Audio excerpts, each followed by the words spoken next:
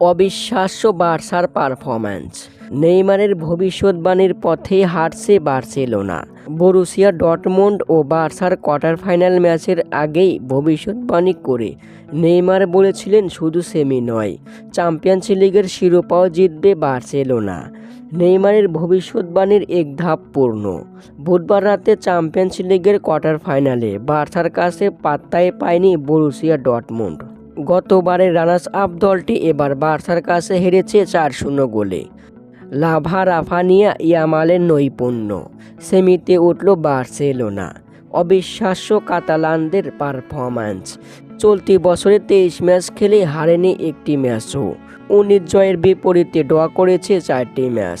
Champions লিগের শিরোপা জিতবে বার্সেলোনা। দর্শক, নেইমারের ভবিষ্যৎবাণী কি সত্য হতে যাচ্ছে?